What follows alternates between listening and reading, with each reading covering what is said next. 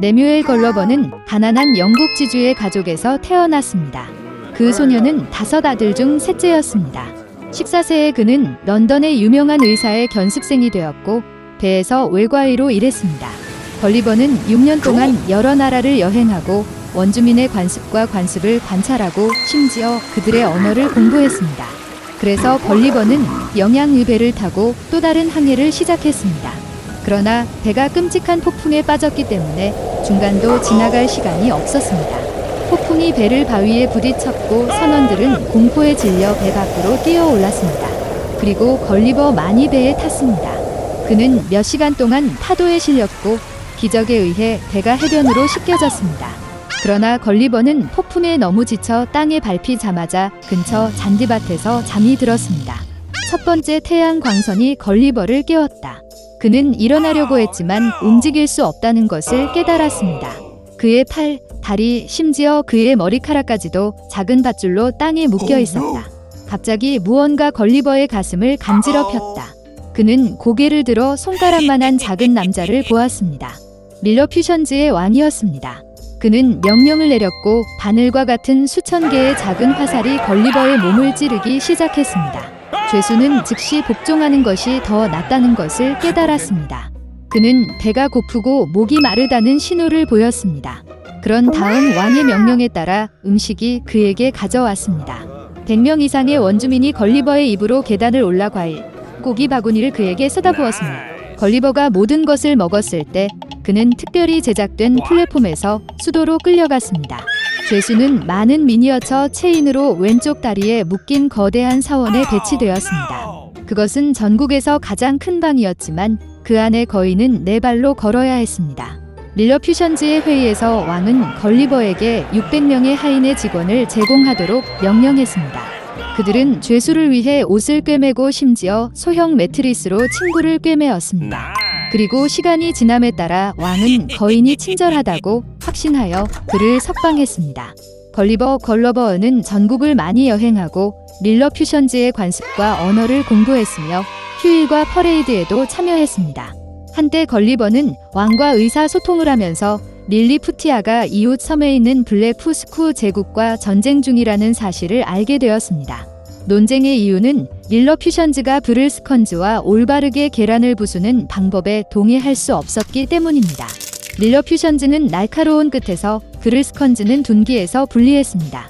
그리고 이제 릴러퍼트의 왕은 적이 함대를 준비했고 공격할 것이라는 소문이 돌았습니다. 그런 다음 황제는 걸리버에게 도움을 요청했고 기꺼이 동의했습니다. 그래서 밤에 걸리버는 긴 밧줄을 잡고 적군함으로 헤엄쳤습니다. 그는 각 배에 밧줄을 묶어 릴러퍼트의 해안으로 끌고 갔습니다. 배에서 유일한 경비원이 바다로 뛰어들어 거인에게서 헤엄치기 시작했습니다. 그래서 걸리버는 상대를 완전히 무장 해제하고 이에 대해 왕국에서 가장 명예로운 칭호를 받았습니다. 이를 위해 법원은 걸리버를 싫어했습니다. 그들은 그에게 음모를 꾸미기 시작했고 왕 자신이 거인을 반역죄로 고발했습니다. 왕국 전체에 소문이 퍼졌습니다. 걸리버는 비밀의회가 그를 처형하기로 결정했다는 사실을 알게 되었습니다. 그래서 바로 그날 밤 걸리버는 해안으로 가서 부러진 배를 떠났습니다. 배를 빠르게 수리한 거인은 서둘러 릴러퓨션즈의 나라를 떠났고 6마리의 작은 살아있는 소, 2마리의 황소, 같은 수의 양과 순양을 데리고 갔습니다. 걸리버는 영국 배를 발견할 때까지 오랫동안 바다를 항해했습니다. 그것에 그는 안전하게 집에 도착했습니다. 그러나 결과적으로 이것은 걸리버의 모험의 시작에 불과했습니다. 옛날에 어미 돼지 1마리와 새끼 돼지 3마리가 있었습니다. 세 형제는 같은 키입니다.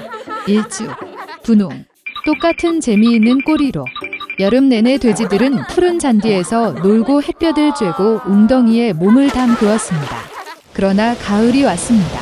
어느 날 어머니는 겨울에 대해 생각할 때라고 말씀하셨습니다.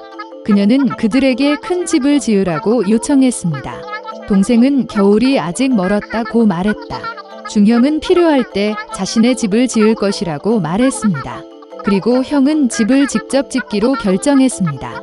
남동생과 중형들은 게임을 하는 것 외에는 아무것도 하지 않았습니다. 내일 추워졌습니다. 남동생은 지프로 집을 짓기로 결정했습니다. 동생은 겨울에 초가집이 매우 추울 것이라고 생각했습니다. 그는 나뭇가지와 나뭇가지로 집을 짓기로 결정했습니다. 저녁이 되자 그들의 집은 준비되었습니다. 그들은 자신을 매우 자랑스러워했고 건물을 충분히 얻지 못했습니다. 이제 그들은 자유롭고 그들이 원하는 것은 무엇이든 할 수 있었습니다. 그들은 형에게 가서 그가 자신을 위해 어떤 집을 지었는지 보기로 결정했습니다. 형은 건물을 짓느라 바빴다. 그는 돌을 바르고 찰흙을 반죽하고 천천히 안정적이고 튼튼한 집을 지었습니다. 동생들은 직장에서 형을 찾았습니다. 그들은 그가 어떤 요새를 짓고 있는지에 매우 놀랐습니다. 형은 침착하게 계속 일했습니다. 남동생과 중형들은 그의 집을 농담하고 웃기 시작했습니다. 그들은 너무 즐거워서 삐걱거리는 소리가 단디 넘어 멀리 울려 퍼졌습니다. 형은 늑대가 소리를 들을 수 있기 때문에 조용히 해달라고 요청했습니다. 남동생과 중형은 더욱 즐거워했습니다. 그들은 형이 겁쟁이라고 결정했습니다.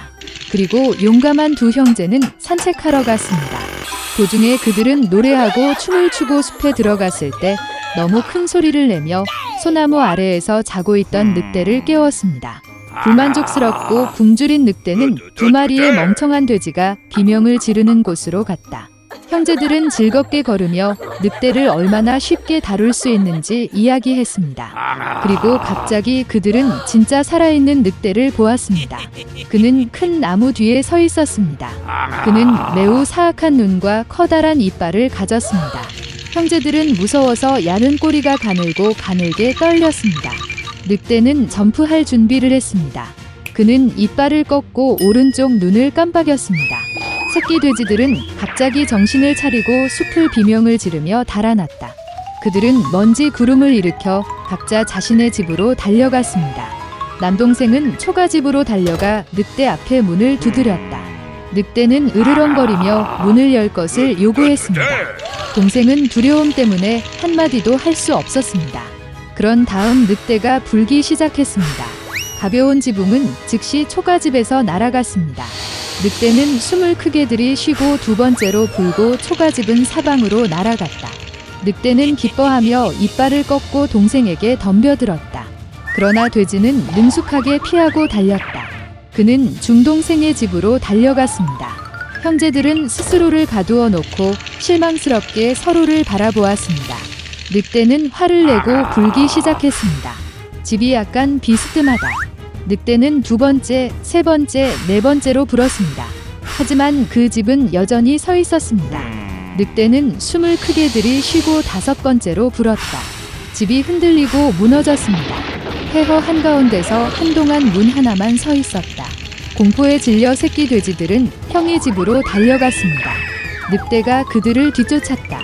그는 이번에는 돼지가 그에게서 도망치지 않을 것이라고 확신했습니다. 새끼 돼지는 큰 사과 나무를 치지도 않고 빠르게 지나갔다. 그리고 늑대는 사과로 그를 덮은 사과 나무를 돌릴 시간이 없었습니다. 딱딱한 사과 하나가 그의 눈 사이를 쳤다. 늑대의 이마에 큰 충돌이 일어났습니다. 이때 남동생과 중남동생은 형의 집에 뛰어들어 문을 조였다. 늑대는 문으로 달려가 으르렁거리며 문을 열 것을 요구했습니다. 동생들은 무서워서 아무 말도 할 수 없었습니다. 그리고 형은 그와 그의 형들이 단단한 석조집에서 두려워할 것이 없다는 것을 알고 있었습니다. 그러자 늑대는 더 많은 공기를 빨아들여 최대한 빨리 날렸습니다. 그러나 아무리 불려도 돌 하나도 움직이지 않았습니다. 그리고 나서 그는 고개를 들어 지붕에 크고 넓은 굴뚝을 발견했습니다. 그는 조심스럽게 지붕 위로 올라가 파이프를 내리기 시작했습니다. 돼지들은 졸졸 소리를 들었다. 형은 즉시 무슨 일인지 짐작했습니다. 그는 재빨리 물이 끓는 가마솥으로 달려가 뚜껑을 찢었습니다. 늑대는 파이프를 따라 내려가 가마솥으로 곧장 떨어졌습니다. 그의 눈은 이마까지 넓어졌다. 불에 타버린 늑대는 거친 포효와 함께 날아가 숲으로 달려갔다. 그리고 세 마리의 작은 돼지는 그를 돌보았고 사악한 강도에게 교훈을 아주 교묘하게 가르친 것에 기뻐했습니다. 그때부터 형제와 어머니는 한 지붕 아래에서 함께 살기 시작했습니다.